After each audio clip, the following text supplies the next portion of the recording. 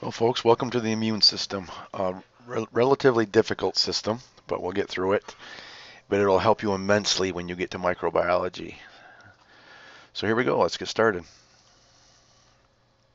The lymphatic system is a network of vessels, lymphatic tissues, and organs, and lymphatic fluid known as lymph. As a system, it responds to pathogens and foreign substances. Throughout the body, fluid similar to blood plasma seeps from the blood capillaries into the spaces between cells.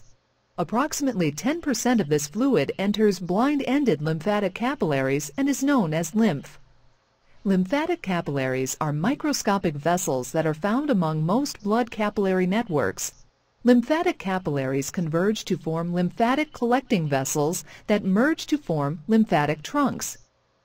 Lymphatic trunks drain into the largest lymphatic vessels, the right lymphatic duct and the thoracic duct.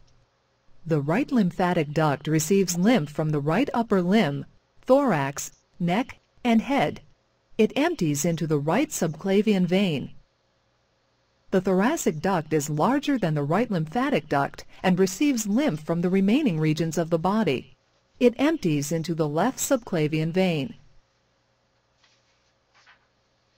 Lymphatic tissues include nodules and organs. Lymphatic nodules are collections of lymphocytes that lack the connective tissue capsule. They contain B lymphocytes, T lymphocytes, and macrophages that attack pathogens. Clusters of lymphatic nodules are associated with the walls of the gastrointestinal, respiratory, urinary, and reproductive tracts. Tonsils are large groups of lymphatic nodules found in the walls of the nasal and oral cavities. Tonsils provide protection against bacteria and other harmful materials that may enter the nasal or oral cavities. Pharyngeal tonsils are located in the nasopharynx and when inflamed are known as adenoids. Palatine tonsils, commonly referred to as the tonsils, are located at the posterolateral aspect of the oral cavity. Lingual tonsils are found at the root of the tongue.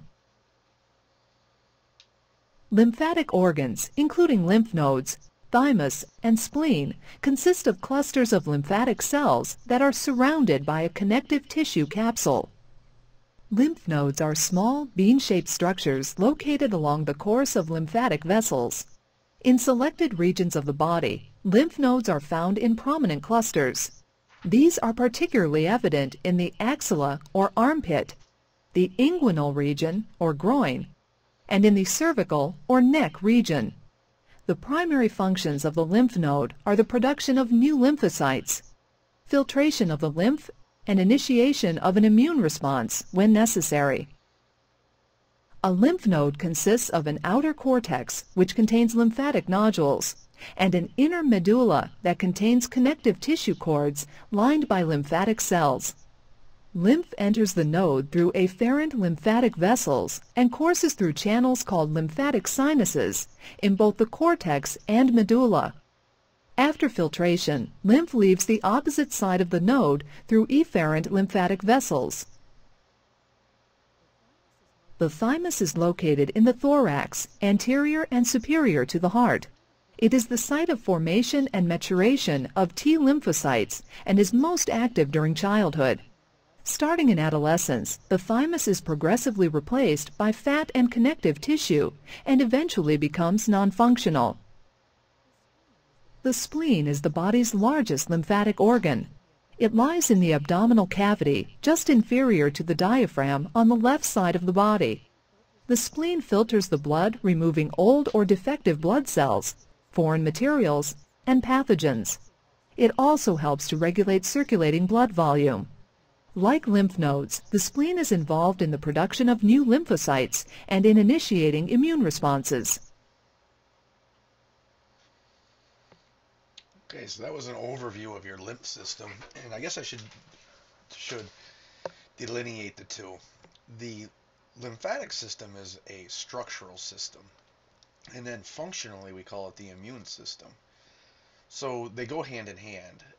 When you say lymphatic system, you're really talking about the anatomy, and when you say the immune system, you're really talking about the physiology of the lymphatic system.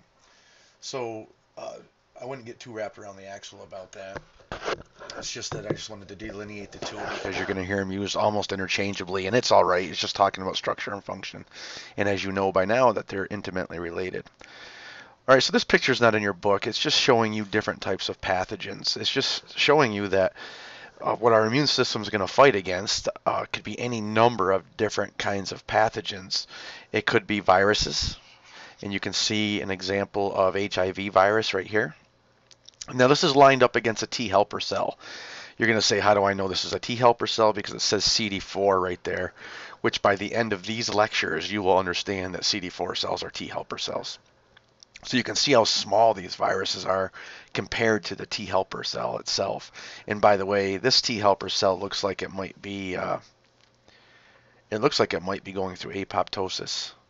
I'm not really sure. I'd have to get some more information about the electron micrograph. It is an electron micrograph, but the blebs are indicative of apoptosis, and this T helper might be doing that. We fight against bacteria. And you can see an example of a bacteria right here. Far larger than viruses, but smaller than eukaryotic cells. We do fight against some eukaryotic pathogens like fungi and some parasites. Fungi come in two forms. There's molds and there's yeasts. And we have to fight against both types. There are some pathogenic molds and there's some pathogenic yeast. And then parasites are eukaryotic organisms like amoebas and things like that. And this is actually showing you an amoeba. For example, entamoeba is a classic pathogenic amoeba. Worms, helminths. Some of the worms are pathogenic and they'd be called parasites, like your tapeworms. Tapeworms that infect your intestine. So we have all different types of pathogens that our immune system must be ready to combat. This is a table, not from your book, by the way, from another book in the immune system chapter of another book. But what it shows you is the breakdown of immunity. Now, it is lacking a branch of immunity that we're going to talk about. Oh, no, it's not. It's here, actually. Sorry about that. So this is what we're saying. We're saying, okay, all immunity. What about all immunity? Well, we can break it down into what we're born with, and that's called innate immunity. We're born with that. And what we're born with the capability of doing, but is not activated until exposure, and that's called acquired immunity.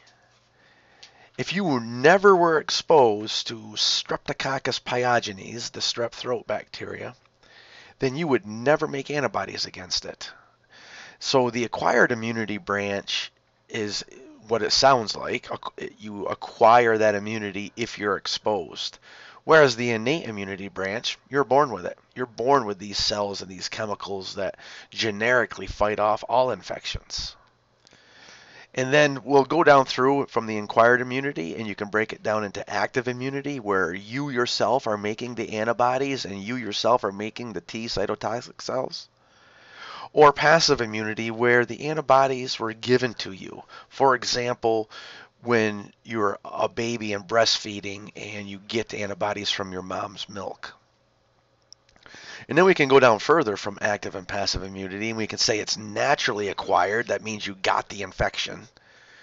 Or it was induced, and that means you got a shot. What kind of shot? A vaccination. Well, under passive immunity, you can be natural or induced. The induced passive immunity is something like when you get an antibody shot, like the rabies immunoglobulin. That would be an example of this. It would be when you get those shots into your abdomen of the rabies immunoglobulin. Or it could be natural passive immunity, like when you're breastfeeding or when antibodies cross the placenta. So that would be a natural way. All right, so that's a big a flow chart, and I actually made one that's even bigger than this, and I think it's better. Not because it's bigger, but because it's more inclusive, and I'll show you that in a second. So in innate immunity, we call these the first and second line of defenses, as you can see here. You're born with these. For example, in the first line of defense, it's basically skin and mucous membranes. It's basically what it is, skin and mucous membranes. You're born with them, of course. It's not like you're born not having skin. The second line of defense are the generic white blood cells or leukocytes that fight off infection and the chemicals that help them do it.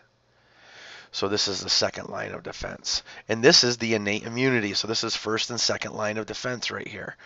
Whereas the third line of defense is this adaptive or acquired immunity. Now look at something. Some books call this acquired immunity adaptive immunity, and some books call it acquired immunity. You have to get used to people switching back and forth between them. I have some immunology, serology books that say adaptive, and I have some of them that say acquired. And no matter whether you call it adaptive or acquired, it is the third line of defense. And you can see that right there. Okay, so we'll talk about those as we go forward. This is my chart. What's different? I don't know. Let me look at it and see. Oh, I know what's different. See, what I've done here in the third line of defense, the adaptive immunity, is I broke it into cellular mediated immunity and humoral immunity. And the big things with cell mediated immunity is your T cytotoxic cells. We used to call them T killers when I was an undergraduate. Now we call them T cytotoxic. I'm not sure why. I don't know if it was political correctness. Probably not, because over here in the innate immunity, we're going to talk about some natural killer cells. We still use that word killer over here. So I don't think it was PC. We just renamed them T killers to T cytotoxic. So the cellular mediated immunity, you're going to be talking a lot about these T cytotoxic cells. Whereas in the humoral mediated immunity, you're going to be talking about antibodies. And the cells that make the antibodies are called B cells. And actually, they're a special kind of B cell called a plasma cell. And we'll get to that. A plasma cell is a B cell. B cells don't directly attack anything, but they make antibodies that attack things. Okay, so that's what I added to the chart, just to put that in there. Make sure you should be able to draw this chart. And you know, you're looking at it right now and you're saying, "Oh, how am I ever going to remember all that?" You know, it will come to you as you study this chapter. But you really should have this as an overview going into the chapter, so you know where you're talking about.